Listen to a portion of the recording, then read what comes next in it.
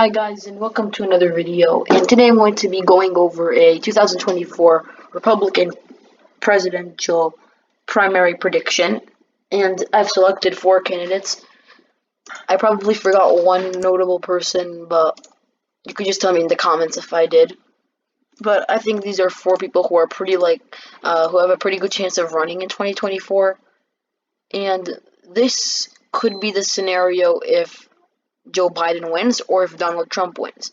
I don't know if Donald Trump would run again. If he did, then he would just be presumed as the nominee. Maybe you would have like an anti-Trump Republican primary him, but Trump would easily win. But for the sake of this video, Donald Trump is out of the equation, and we're just going to be having a Republican primary, and I'm not going to be splitting any delegates because that will take way too long.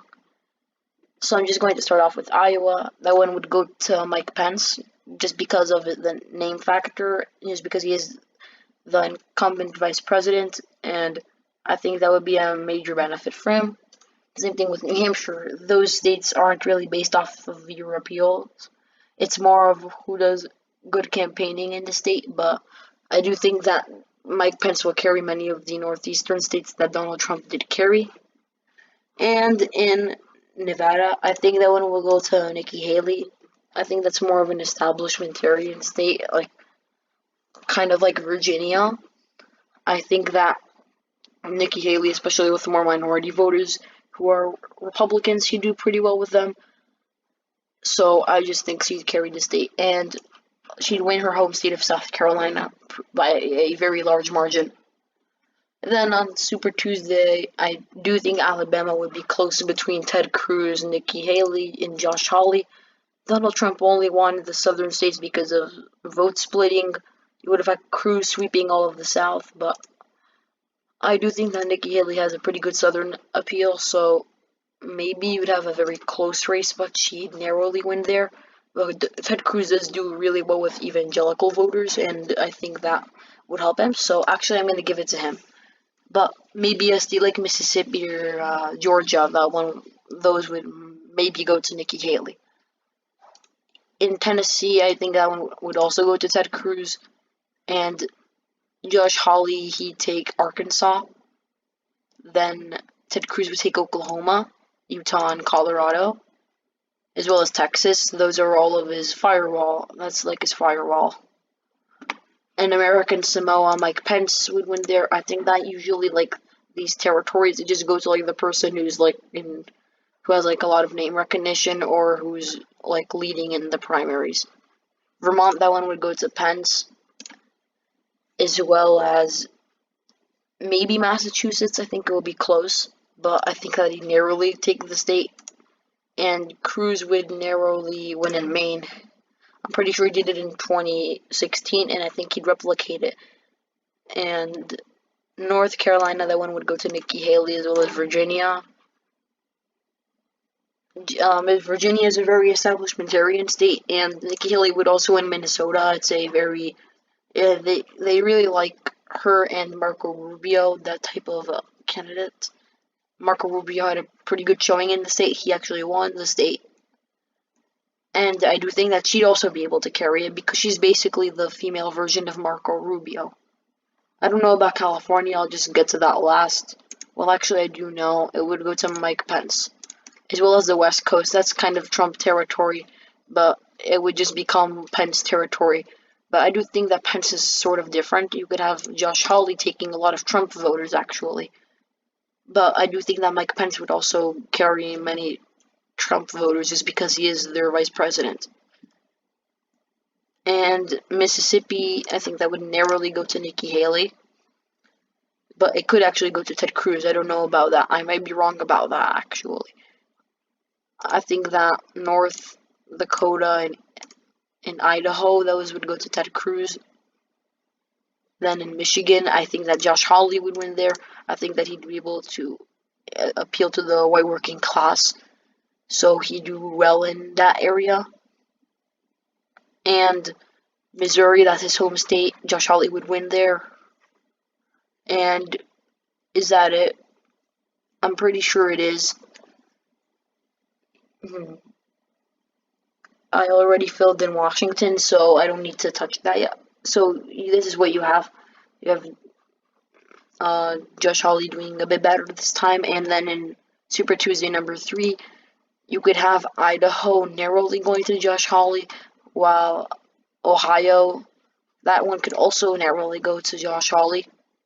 Then you have Florida probably going to Nikki Haley, large Cuban American vote there. I think she'd do well with older voters and Cuban Americans in the state.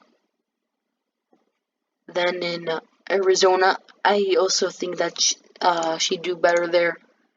I think that in like New Mexico as well, she'd also do really well just because of the very diverse states. Even for the GOP, you have a lot of Latino voters in those states. And I do think that just because she's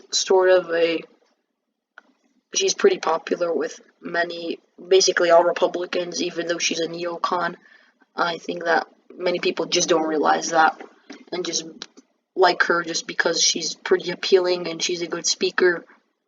So you'd really see a lot of people unify behind her. And then Ted Cruz, he'd do well in and around the Midwest. This time he'd take Montana and also South Dakota. I think he dropped out when Trump won these 3 states, so I don't really think it matters if he stayed in the primary even longer. There's no way that Trump would have won these Midwestern states. You could also tell that because there was a high third-party turnout in those states. Mike Pence would win his home state of Indiana. Ted Cruz would basically take Kentucky. You would have many of the Rand Paul voters or people who supported Rand Paul and voted him and just coming after Ted Cruz. I think Rand Paul would endorse Ted Cruz. In Louisiana, I just think because of the regional appeal and because he would take votes away in the South, that Josh Hawley would take Louisiana. In Georgia, Nikki Haley would take the state. I think that Hawley's populist, speaking the way that he's sort of a populist, in a way he'd be able to do well with the coal workers, especially in West Virginia and in Pennsylvania. Mike Pence, he'd probably take New York and the rest of the Northeast, like Delaware.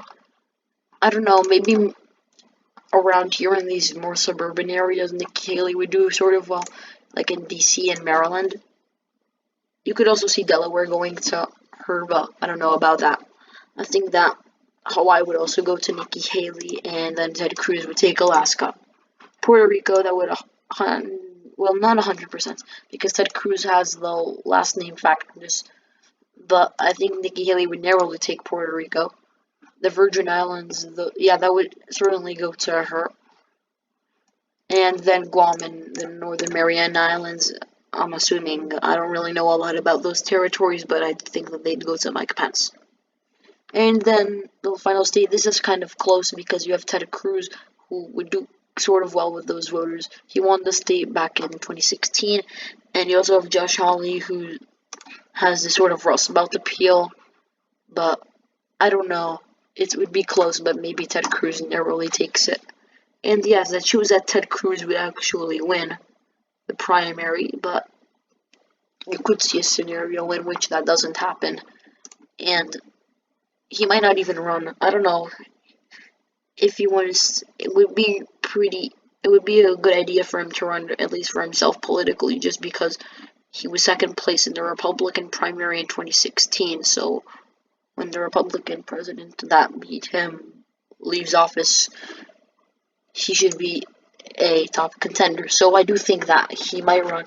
He might even have won Iowa. I don't know about that. I'm just going to leave it with Mike Pence. But yeah, thanks for watching and have a good day.